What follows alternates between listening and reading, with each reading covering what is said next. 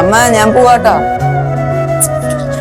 ഉച്ചയാകുമ്പേക്കും വന്നോളൂട്ടാ. ആ ഞാൻ ഗ്രൗണ്ടിലുണ്ടാവും.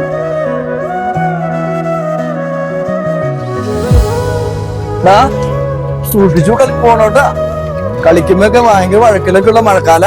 അതൊക്കെ ഞാൻ നോക്കാം പപ്പ. കുഴപ്പമില്ലാണ്ട് വന്നോളൂ. ആ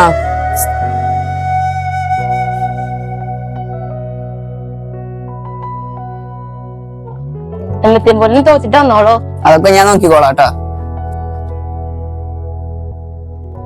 ടീം ഇട്ട് കഴിഞ്ഞാ ഞങ്ങളെ കൂടി ഉണ്ടിട്ടാ.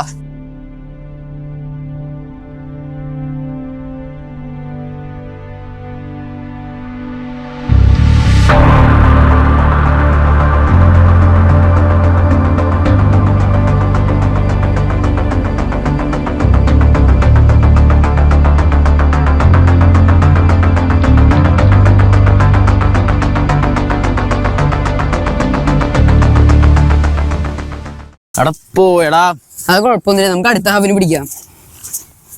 ഓക്കെ.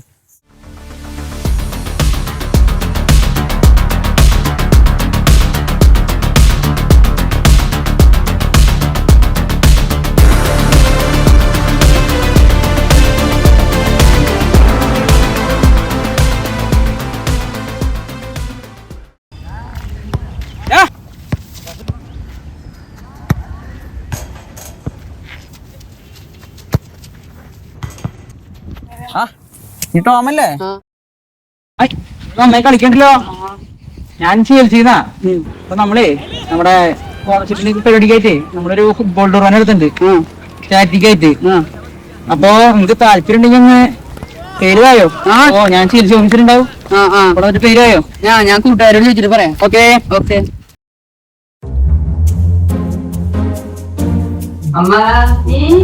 അമ്മ ഞാൻ പ്രാക്ടീസിന് പോവാട്ടാ. CSC-കാരുടെ ഭാഗമായിട്ട് ഒരു ടൂർണമെന്റ് നടക്കുന്നുണ്ട് മറ്റന്നാ.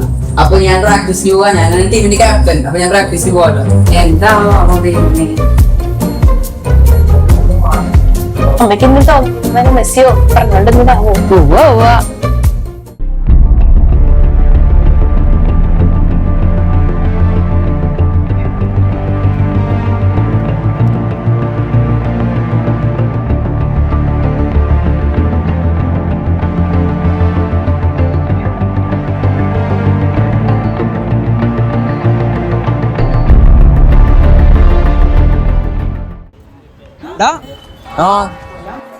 അടുത്ത ശനിയാഴ്ച ടൂർണമെന്റ് സ്ഥലവും സമയമൊക്കെ അടുത്ത ശനിയാഴ്ച വൈകുന്നേരം.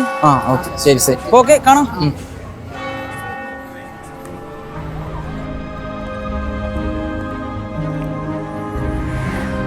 എൻ്റെ യേശുവേ, മറ്റന്നാ എനിക്കൊരു ടൂർണമെന്റ് ഉണ്ട് യേശുവേ. എൻ്റെ കൂട്ടുകാരെ എനിക്ക് നല്ലോണം കളിക്കുവാനുള്ള അനുഗ്രഹം നൽകണം എൻ്റെ യേശുവേ. പോവാം.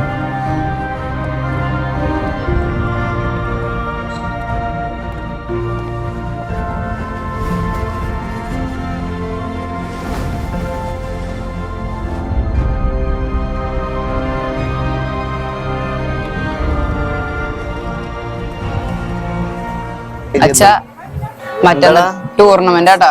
മറ്റന്നാ ടൂർണമെന്റ്. അപ്പൊ അച്ഛൻ നമുക്ക് വേണ്ടി പ്രാർത്ഥിച്ചോളൂ. അച്ഛൻ എന്തായാലും പോയിട്ട്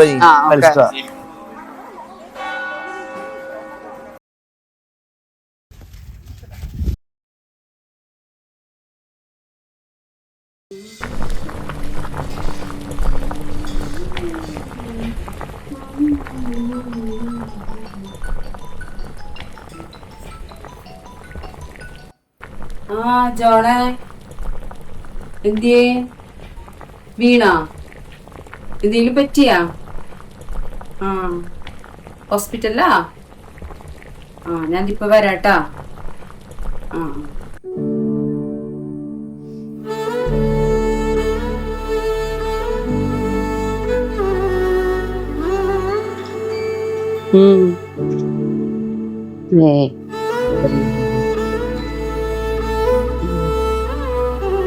കൊഴപ്പൊന്നുമില്ല.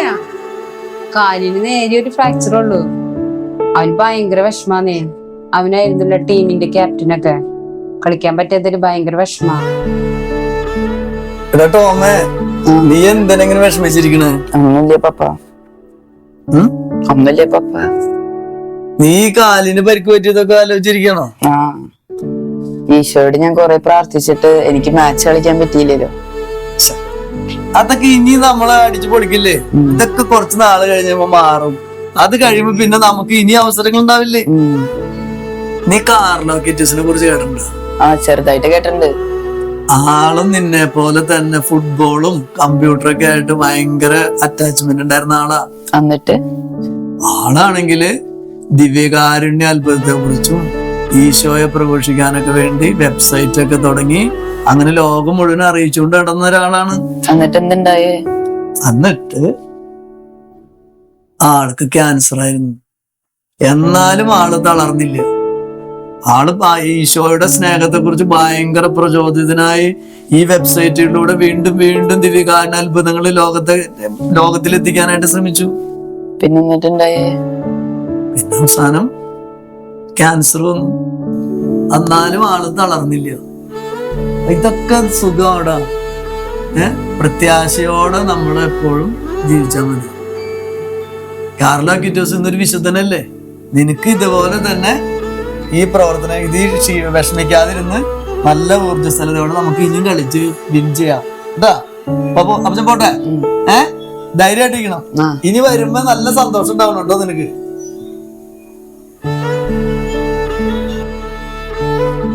നീ വെറുതെ ഇരിക്കണം, ഒന്ന് വായിച്ചു നോക്കിയേ.